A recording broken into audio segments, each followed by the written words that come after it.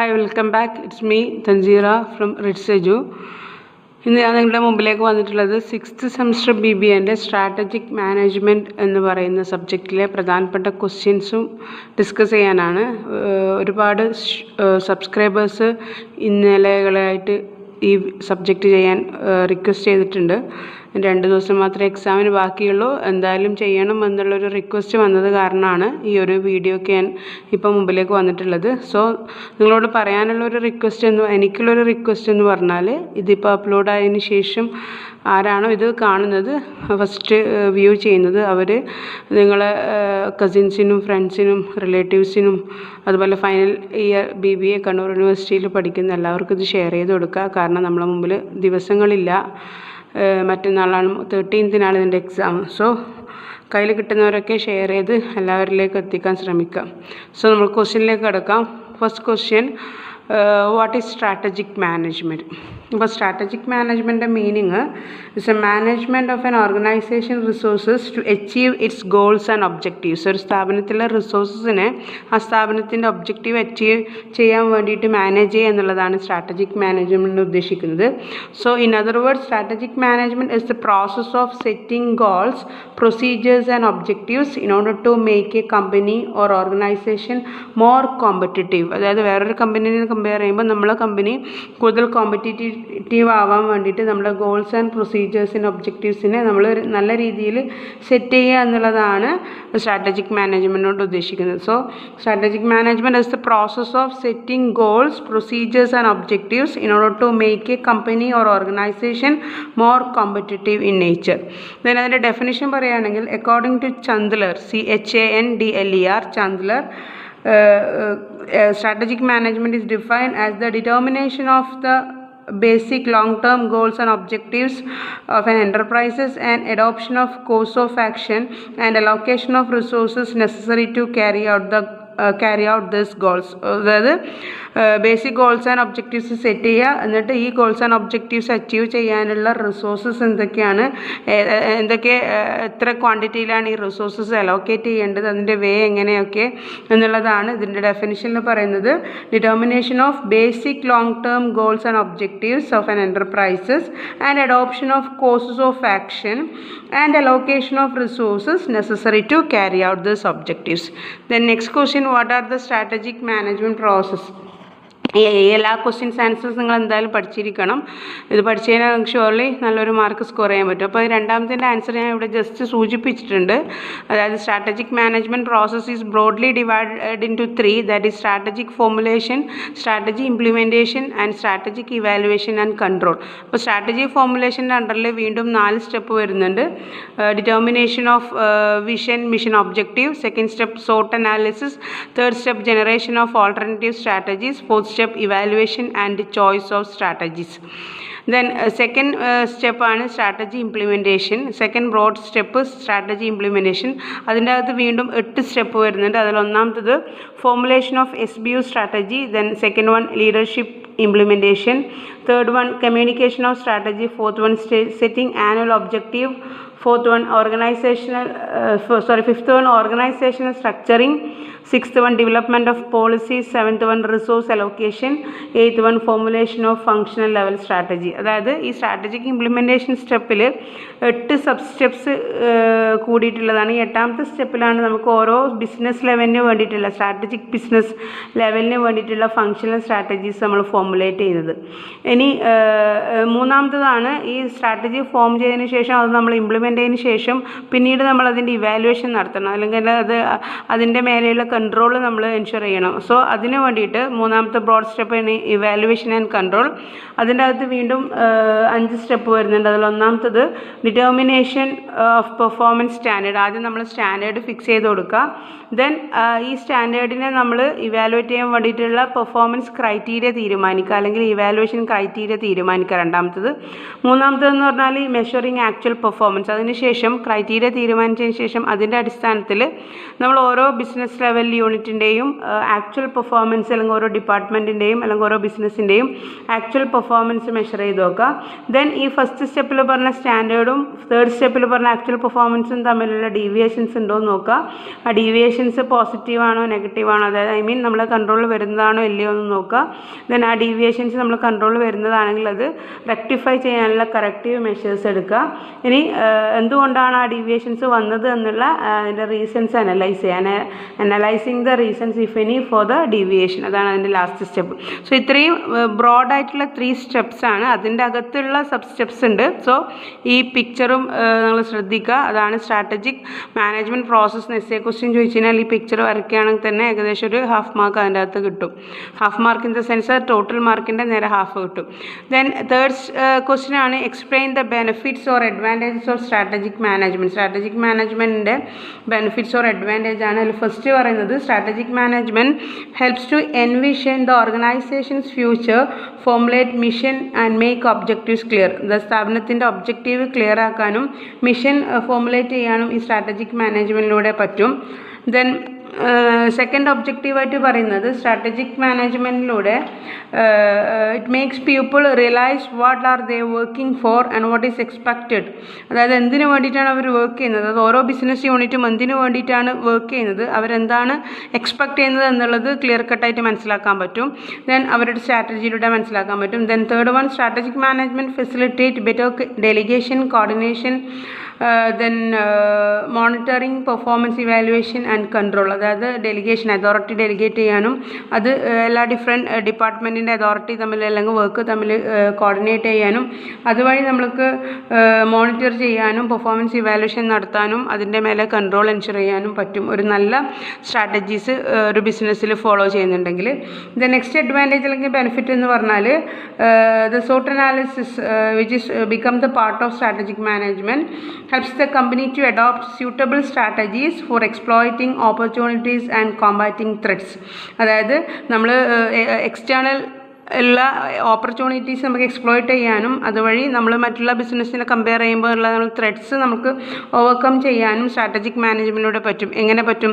കാരണം സ്ട്രാറ്റജിക് മാനേജ്മെൻറ്റിൽ ഒരു വൺ എമംഗ് ദ കോമ്പണൻ്റ് ആണ് സോട്ട് അനാലിസിസ് എന്ന് പറയുന്നത്. Strength, weakness, opportunities and threats. ഇതിലൂടെ നമ്മൾ എക്സ്റ്റേണൽ ഓപ്പർച്യൂണിറ്റീസ് മനസ്സിലാക്കാനും ത്രെഡ്സ് മനസ്സിലാക്കാനും അതുവഴി നമ്മളെ ഇൻറ്റേർണൽ കേപ്പബിലിറ്റീസായ സ്ട്രെങ്ത്തിനെ നമുക്ക് ഇൻക്രീസ് ചെയ്യാനും പറ്റും. ദെൻ നെക്സ്റ്റ് പറയുന്നത് company with strategic management will be constantly monitoring the environment and making modifications of the strategy as and when required. അതായത് ബിസിനസ് മാത്രമല്ല മോഡിഫൈ ചെയ്യാൻ പറ്റുന്നത്, അതിൻ്റെ കൂടെ തന്നെ നമുക്ക് എൻവയോൺമെൻറ്റും കൂടി മോഡിഫൈ ചെയ്യാൻ വേണ്ടി പറ്റും. അപ്പോൾ ആ എൻവയോൺമെൻറ്റ് മോഡിഫൈ ചെയ്യാൻ എൻവയോൺമെൻറ്റ് ബന്ധപ്പെട്ടുള്ള പ്ലാൻസ് ആൻഡ് പോളിസീസ് എന്തെങ്കിലും എൻവയോൺമെൻറ്റ് എഗെയിൻസ്റ്റ് ആയിട്ട് വരുന്നുണ്ടെങ്കിൽ അത് നമുക്ക് ആവശ്യം വരുന്ന സമയത്ത് അത് ചേഞ്ച് ചെയ്യാനും പറ്റും. ദെൻ നെക്സ്റ്റ് പറയുന്നത് strategic management would enable a company to meet competition more effectively. അതായത് നമ്മൾ ബിസിനസ് വേറൊരു ബിസിനസ്സുമായിട്ട് കമ്പയർ ചെയ്യുമ്പം കോമ്പറ്റീറ്റേഴ്സ് ആണെങ്കിൽ ആ കോമ്പറ്റീറ്റേഴ്സിനെ നമുക്ക് എങ്ങനെ ഇഫക്റ്റീവായിട്ട് നമുക്കത് മാനേജ് ചെയ്യാൻ പറ്റും എന്നുള്ളത് സ്ട്രാറ്റജിക് മാനേജ്മെൻറ്റിലൂടെ പറ്റും. Then strategic management makes the management dynamic, appropriate to the environment and result and future oriented. So in short, strategic management helps the business to meet the competitors early in advance and to realize the environment and to know the people's needs and wants and to change the basic strategies accordingly. ഇതാണ് അതിൻ്റെ benefits. Then next പറയുന്നത് difference between vision mission ആണ്. അപ്പോൾ vision എന്ന് പറഞ്ഞാൽ it's A first statement ആണ്. It provides the destination for the organisation. ഒരു organisation എവിടേക്കാണ് എത്തേണ്ടത് എന്നുള്ള ഡെസ്റ്റിനേഷൻ വിഷനിലൂടെയാണ് നമുക്ക് കിട്ടുന്നത്. ദെൻ മിഷൻ എന്ന് പറയുന്നത് ആ ഡെസ്റ്റിനേഷനിലേക്ക് എത്താനുള്ള വഴികളാണ് മിഷൻ എന്ന് പറയുന്നത്. It is a next statement. This is a guiding light of how to get into the destination. ഡെസ്റ്റിനേഷനിലേക്ക് എങ്ങനെ എത്തും എന്നുള്ളതിനെ കുറിച്ചാണ് മിഷനിൽ പറയുന്നത്. സോ ഡിഫറൻസ് പറയുകയാണെങ്കിൽ vision focuses focuses on tomorrow and what the organization wants to become. നമ്മളെ business നാളെ അല്ലെങ്കിൽ ഫ്യൂച്ചറിൽ എന്തായി തീരണം എന്നുള്ളതാണ് വിഷനിലൂടെ തീരുമാനിക്കുന്നത്. നേരെ മറിച്ച് മിഷനിലൂടെ എന്തായിരിക്കണം നമ്മൾ ഇന്നത്തെ business. It's focuses on today's and what an organization does to achieve it. എങ്ങനെയാണ് ഇന്നത്തെ സംഭവങ്ങൾ നമുക്ക് അച്ചീവ് ചെയ്യാൻ. അപ്പോൾ ഫ്യൂച്ചർ ഓറിയൻറ്റഡ് ആണ് വിഷൻ, പ്രസൻറ്റ് ഓറിയൻറ്റഡ് ആണ് mission. Then next, what is environmental appraisal or environmental scanning. രണ്ടും സെയിം തന്നെയാണ്. So environmental appraisal or environmental scanning is the process of identifying opportunities and threats facing an organization. അതായത് ഒരു സ്ഥാപനം face ചെയ്യുന്ന threads എന്തൊക്കെയാണ്, then അത് ഭാവിയിലുള്ള further ഡെവലപ്മെൻറ്റിനുള്ള opportunities ഏതൊക്കെയാണ് എന്നുള്ളത് മനസ്സിലാക്കുന്ന ഒരു പ്രോസസ്സാണ്. So environmental scanning is the process by which an organization monitors the relevant environment to identify opportunities and threats affecting the business for the purpose of making strategic decision. അതായത് നമ്മളെ threads മനസ്സിലാക്കാനും അതുവഴി അത് ഓവർകം ചെയ്യാനുള്ള measures ഉണ്ടാക്കാനും then help ചെയ്യുന്നതാണ് environmental scanning. The organisation monitors the relevant environment. നമ്മൾ ഏത് എൻവയോൺമെൻറ്റിലാണ് ഉള്ളത് അത് മോണിറ്റർ ചെയ്യാനും അതുവഴി ടു ഐഡൻറ്റിഫൈ നമ്മൾ ഓപ്പർച്യൂണിറ്റീസ് മനസ്സിലാക്കാനും ത്രെഡ്സ് മനസ്സിലാക്കാനും നമ്മൾ ബിസിനസ്സിനെ അഫക്റ്റ് ചെയ്യുന്ന വെല്ലുവിളികൾ മനസ്സിലാക്കാനും ആ വെല്ലുവിളി ഓവർകം ചെയ്യാനുള്ള സ്ട്രാറ്റജിക് ഡിസിഷൻസ് എടുക്കാനും ഈ എൻവയോൺമെൻറ്റൽ സ്കാനിങ്ങിലൂടെ അല്ലെങ്കിൽ എൻവയോൺമെൻറ്റൽ അപ്രൈസലിലൂടെ നമുക്ക് പറ്റും. ദെൻ നെക്സ്റ്റ് ക്വസ്റ്റ്യൻ എന്ന് പറഞ്ഞാൽ, what are the tools used for organizational appraisal. Organizational അപ്രൈസലിന് വേണ്ടി യൂസ് ചെയ്യുന്ന ടൂൾസ് ഏതൊക്കെയാണെന്നാണ്. അതിൽ മെയിനായിട്ട് വരുന്നത് internal analysis, value chain analysis, quantitative analysis, qualitative analysis, financial analysis പോലെയുള്ളതാണ്. അപ്പോൾ അതിൻ്റെ എക്സ്പ്ലനേഷൻ കാര്യങ്ങളൊക്കെ നിങ്ങൾ റെഫറൻസ് നോക്കി പഠിക്കാം. ദെൻ നെക്സ്റ്റ് എന്ന് പറയുന്നത് വാട്ട് ഈസ് സോട്ട് അനാലിസിസ് ആണ് നെക്സ്റ്റ്. അപ്പോൾ സോട്ട് അനാലിസിസ് എന്ന് പറഞ്ഞാൽ നേരത്തെ പറഞ്ഞ പോലെ strength, weakness, opportunities and threats ആണ്. ഇതിൽ സ്ട്രെങ്ത്തും വീക്ക്നെസ്സും നമ്മൾ ഇൻറ്റേർണൽ ഫാക്ടേഴ്സ് ആണ്, opportunities and threats external factors ആണ്. അപ്പോൾ ഈ SWOT analysis is a process where the management team identifies the internal and external factors that will affect the company's future performance. കമ്പനീൻ്റെ ഫ്യൂച്ചർ പെർഫോമൻസിനെ അഫക്റ്റ് ചെയ്യുന്ന internal ആയിട്ടുള്ള external ആയിട്ടുള്ള ഫാക്ടേഴ്സിനെ മനസ്സിലാക്കാനുള്ള ഒരു ടെക്നിക്കാണ് SWOT അനാലിസിസ്. അത് സ്ട്രാറ്റജിക് മാനേജ്മെൻറ്റ് ഇമ്പോർട്ടൻറ്റ് ടെക്നിക്കിൽ ഒന്നാണ് SWOT അനാലിസിസ് എന്ന് പറയുന്നത്. ഇതിലൂടെ നമുക്ക് ഇൻറ്റേർണൽ ആൻഡ് എക്സ്റ്റേണൽ ഫാക്ടേഴ്സ്, അപ്പോൾ ഇൻറ്റേർണൽ ഫാക്ടേഴ്സ് എന്ന് പറയുമ്പോൾ മെയിനായിട്ട് നമ്മളെ സ്ട്രെങ്ത് എന്തൊക്കെയാണ്, നമ്മളെ വീക്ക്നെസ്സസ് എന്തൊക്കെയാണെന്ന് മനസ്സിലാക്കാനും, എക്സ്റ്റേണൽ ഫാക്ടേഴ്സ് എന്ന് പറഞ്ഞാൽ നമ്മൾ ഏതൊക്കെ രീതികളിലൊക്കെ ഇനിയും വളരാനുണ്ട്, ഓപ്പർച്യൂണിറ്റീസ് ഏതൊക്കെയാണ്, ദെൻ നമ്മൾ നേരിടുന്ന വെല്ലുവിളികൾ ഏതൊക്കെയാണെന്ന് മനസ്സിലാക്കാനും ഈ ഒരു SWOT അനാലിസിസിലൂടെ നമുക്ക് പറ്റും. അപ്പോൾ എന്തിനാണ് SWOT അനാലിസിസ് കണ്ടക്ട് ചെയ്യുന്നത് വെച്ച് കഴിഞ്ഞാൽ to improving the business operation improve ചെയ്യാനും ദെൻ ഡിസ്കവറിങ് ന്യൂ ഓപ്പർച്യൂണിറ്റീസ്, പുതിയ അവസരങ്ങൾ കണ്ടെത്താനും, അതുപോലെ തന്നെ to know the competitors and fix appropriate strategy. നമ്മൾ തൊട്ടടുത്തുള്ള കോമ്പറ്റീറ്റേഴ്സ് ആരാണ്, അവരുടെ സ്ട്രാറ്റജീസ് എന്തൊക്കെയാണെന്ന് മനസ്സിലാക്കാനും അത് ഓവർകം ചെയ്തിട്ട് നമ്മളെ ബിസിനസ് അവരുടെ ബിസിനസ്സേക്കാളും കുറച്ചും കൂടി എഫിഷ്യൻ്റ് ആവണമെങ്കിൽ ഏതൊക്കെ സ്ട്രാറ്റജീസ് ഇനിയും നമ്മൾ ഇൻക്ലൂഡ് ചെയ്യണം എന്നൊക്കെ മനസ്സിലാക്കാനാണ് SWOT അനാലിസിസ് നടത്തുന്നത്. ദ നെക്സ്റ്റ് ക്വസ്റ്റ്യൻ എന്ന് പറഞ്ഞാൽ എക്സ്പ്ലെയിൻ കോർപ്പറേറ്റ് പോർട്ട്ഫോളിയോ അനാലിസിസ് ആണ്. അപ്പോൾ കോർപ്പറേറ്റ് പോർട്ട്ഫോളിയോ അനാലിസിസ് എന്ന് പറഞ്ഞാൽ portfolio analysis of a company means the collection of different businesses with a view to identifying the status and potentials of various businesses with regard to resource use and resource generation. അതായത് ഒരുപാട് ബിസിനസ്സിൻ്റെ ഒരു കളക്ഷനാണ്. എന്തിനാണ് വെച്ചാണ് with a view to identify the status and potentials of various business. ഓരോ ബിസിനസ്സിൻ്റെയും status, അതിൻ്റെ പൊട്ടൻഷ്യൽസ് മനസ്സിലാക്കാൻ. ഏതിൻ്റെ അടിസ്ഥാനത്തിൽ? With regard to resource use and resource generation. അവർ എത്രമാത്രം റിസോഴ്സ് യൂസ് ചെയ്യുന്നുണ്ട്, എത്രമാത്രം റിസോഴ്സ് അവർ ജനറേറ്റ് ചെയ്യുന്നുണ്ട് എന്നുള്ള അടിസ്ഥാനത്തിൽ ഓരോ ബിസിനസ്സിൻ്റെയും പൊട്ടൻഷ്യൽസ് മനസ്സിലാക്കാനുള്ള ഒരു ടെക്നിക്കാണ് പോർട്ട്ഫോളിയോ അനാലിസിസ്. അതിൻ്റെ മെയിൻ എയിം എന്ന് പറഞ്ഞാൽ the main objective of portfolio analysis is to help the company to formulate appropriate portfolio strategy. നല്ലൊരു പോർട്ട്ഫോളിയോ സ്ട്രാറ്റജി ഫ്രെയിം ചെയ്യുക എന്നുള്ളതാണ് അതിൻ്റെ മെയിൻ എയിം. അതിന് നമ്മൾ ഒരുപാട് മോഡൽസ് നമ്മൾ യൂസ് ചെയ്യുന്നുണ്ട്. അത് നമ്മൾ നെക്സ്റ്റ് ക്വസ്റ്റ്യനിലുണ്ട്, അപ്പോൾ അവിടെ എത്തുമ്പോൾ പറയാം. ദ നെക്സ്റ്റ് ക്വസ്റ്റ്യൻ എന്ന് പറയുന്നത് what is strategic and tactical planning എന്നാണ്. അപ്പോൾ സ്ട്രാറ്റജിക് ആൻഡ് ടാക്ടിക്കൽ പ്ലാനിംഗ് എന്ന് പറഞ്ഞു കഴിഞ്ഞാൽ പ്ലാനിംഗ് എന്ന് പറഞ്ഞാൽ നമ്മൾ ലോങ് ടേം വ്യൂവിലേക്ക് തീരുമാനിക്കുന്ന പ്ലാനിംഗ് ആണ്. ടാക്ടിക്കൽ പ്ലാനിംഗ് എന്ന് പറഞ്ഞാൽ ഷോർട്ട് ടേം വ്യൂവിലേക്ക് തീരുമാനിക്കുന്നതാണ്. So strategic planning supports the organization vision mission. ഒരു സ്ഥാപനത്തിൻ്റെ വിഷനെയും മിഷനെയും സപ്പോർട്ട് ചെയ്യുന്നതാണ്. അതുപോലെ തന്നെ it gives broad long term picture about the business. അതൊരു ലോങ് ടേം വ്യൂ ആണ് ഈ സ്ട്രാറ്റജിക് പ്ലാനിങ്ങിലൂടെ നമുക്ക് കിട്ടുന്നത്.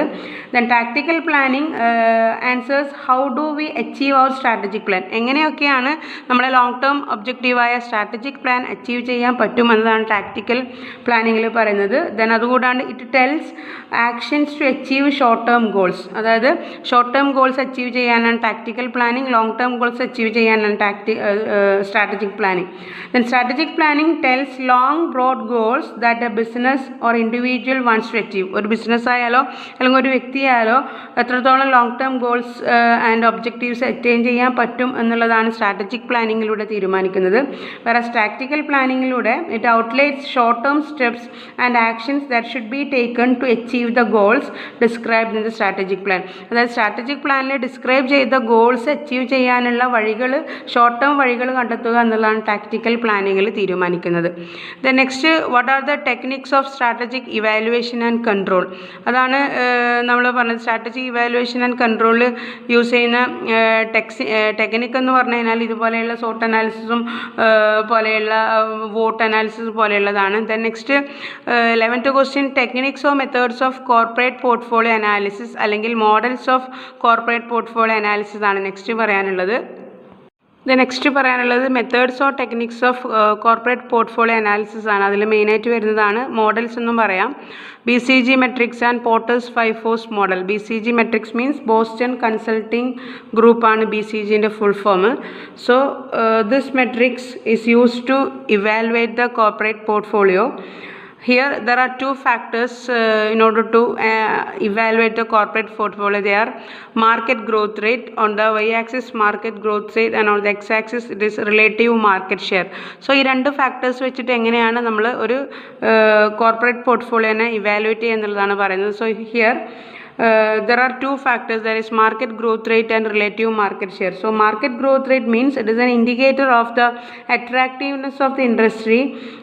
അതായത് നമ്മുടെ ഇൻഡസ്ട്രി മറ്റുള്ള മൊത്തത്തിൽ ഇൻഡസ്ട്രീനെ വെച്ചിട്ട് എത്രത്തോളം അട്രാക്റ്റീവ്നെസ് ഉണ്ട് എന്നുള്ളത് മനസ്സിലാക്കാനും, അതുപോലെ തന്നെ relative market share is an indicator of the strength of the firm in that industry relative to its competitors. അതായത് നമ്മളൊരു ഇൻഡസ്ട്രീൻ്റെ അകത്ത് ഡിഫറെൻറ്റ് കമ്പനീസുകൾ ഉണ്ടാവും അല്ലെങ്കിൽ ഡിഫറെൻറ്റ് ഫേംസ് ഉണ്ടാവും. അപ്പോൾ നമ്മളൊരു ഫേം മറ്റുള്ള കോമ്പറ്റീറ്റേഴ്സിനെ ഫേമിനെ കമ്പയർ ചെയ്യുമ്പം എത്രത്തോളം നമുക്ക് സ്ട്രെങ്ത് ഉണ്ട് എന്ന് മനസ്സിലാക്കാനാണ് റിലേറ്റീവ് മാർക്കറ്റ് ഷെയർ ഉപയോഗിക്കുന്നത്. അതായത് നമ്മളൊരു ഫേം അതേ സെയിം ഇൻഡസ്ട്രിയിലെ ഡിഫറെൻറ്റ് ഫേംസുമായിട്ട് കമ്പയർ ചെയ്യുമ്പം നമ്മൾ കോമ്പറ്റീറ്റേഴ്സായിട്ട് കമ്പയർ ചെയ്യുമ്പോൾ നമ്മൾ സ്ട്രെങ്ത് മനസ്സിലാക്കാനാണ് റിലേറ്റീവ് മാർക്കറ്റ് ഷെയറും.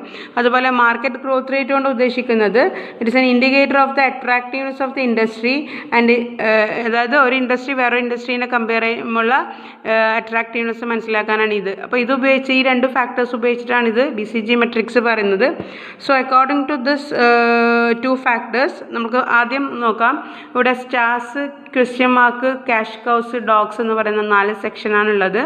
ഇതിൽ സ്റ്റാർസിൻ്റെ നോക്കാം. അപ്പോൾ മാർക്കറ്റ് ഗ്രോത്ത് റേറ്റ് ഹൈ ആണ് സ്റ്റാർസിൻ്റെ കേസിൽ. അതുപോലെ തന്നെ റിലേറ്റീവ് മാർക്കറ്റ് ഷെയറും ഹൈ ആണ്. ഇപ്പോൾ ഇത് രണ്ടും ഹൈ ആയ ഒരു പൊസിഷനിലാണ് സ്റ്റാർസ് ഉള്ളത്. അതായത് high growth rate and high market share. Then cash കൗസിൻ്റെ നെക്സ്റ്റ് ക്വസ്റ്റ്യൻ മാർക്ക്. ഇതിൽ ഇതുപോലെ തന്നെ ഈ ഹൈ തന്നെയാണ് എന്ത് വരുന്നത്, ഈ മാർക്കറ്റ് ഗ്രോത്ത് റേറ്റ് ഹൈ തന്നെയാണ്. വേറാസ് റിലേറ്റീവ് മാർക്കറ്റ് ഷെയർ ലോയിലാണ് ക്വസ്റ്റ്യൻ മാർക്ക് വരുന്നത്. So high growth rate and low market share. Then cash cows മൂന്നാമത്തെ സെക്ഷൻ. ഇതിൽ നമ്മൾ പറയുന്നത് മാർക്കറ്റ് ഗ്രോത്ത് റേറ്റ് ഇവിടെ ലോ ആണ്, ലോ മാർക്കറ്റ് ഗ്രോത്ത് റേറ്റ് ആണ്. ഈ ലോ കൊണ്ട് ഉദ്ദേശിക്കുന്നത് ഇവിടെ ക്യാഷ് കൗസിനെയാണ്. അതുപോലെ തന്നെ റിലേറ്റീവ് മാർക്കറ്റ് ഷെയറിൻ്റെ കേസിൽ നോക്കുമ്പം അത് ഹൈ ആണ് വരുന്നത്, ഇത് ഹൈ. ദെൻ അതുപോലെ ഡോഗ്സിൻ്റെ കേസിൽ മാർക്കറ്റ് ഗ്രോത്ത് റേറ്റും അതുപോലെ തന്നെ റിലേറ്റീവ് മാർക്കറ്റ് ഷെയറും രണ്ടും ലോ ആയ കേസാണ് ഡോഗ്സ്. അപ്പോൾ ഈ ഓരോ കേസിൽ എങ്ങനെയാണ് വരുന്നത് നോക്കാം. അപ്പോൾ സ്റ്റാർസിൻ്റെ കേസിൽ വരുന്നത് high growth rate and high market share ആണ്. ഇവിടെ they are promising products because they have A relative high market share and market is growing fast. അതായത് മറ്റുള്ള ഇതിനെ കമ്പയർ ചെയ്യുമ്പോൾ നമ്മൾ മാർക്കറ്റ് ഇവിടെ ഫാസ്റ്റായിട്ട് ഗ്രോ ചെയ്യുന്നുണ്ട്. Then stars are usually profitable and would be the future cash cow. അതായത് ഏറ്റവും കൂടുതൽ പ്രോഫിറ്റബിൾ ആയിട്ടുള്ള സെക്ഷനാണ് സ്റ്റാർസ് എന്ന് പറയുന്നത്. ദെൻ അപ്പോൾ ഇവിടെ നമ്മൾക്ക് ഇൻവെസ്റ്റേഴ്സിന് ഇൻവെസ്റ്റ് ചെയ്യുമ്പോൾ ഒരു തരത്തിലുള്ള പേടി അവിടെ വരുന്നില്ല. നെക്സ്റ്റ് ആണ് ക്വസ്റ്റ്യൻ മാർക്കിൽ വരുന്നത് വെച്ച് കഴിഞ്ഞാൽ product in the cell are fast growing markets but their relative market share are low. Market share വളരെ കുറവാണ്, പക്ഷേ ഹൈ ഗ്രോത്ത് റേറ്റ് വരുന്നുണ്ട്. Therefore it is described as question mark. അതായത് എന്തുകൊണ്ടാണെന്ന് വെച്ച് കഴിഞ്ഞാൽ the company face the critical question of whether to make further investment in this business to build up market share. അതായത് market share കൂട്ടുണ്ടെങ്കിൽ ഇനിയും ഇതിൽ invest ചെയ്തിട്ട് കാര്യമുണ്ടോ എന്നുള്ളൊരു ചിന്ത ഇതിൻ്റെ അകത്ത് വരുന്നുണ്ട്, ക്വസ്റ്റ്യൻ മാർക്കിൻ്റെ രൂപത്തിൽ വരുന്നുണ്ട്. അതുകൊണ്ടാണ് ഇതിൻ്റെ പേര് ക്വസ്റ്റ്യൻ മാർക്ക് എന്നിട്ടത്.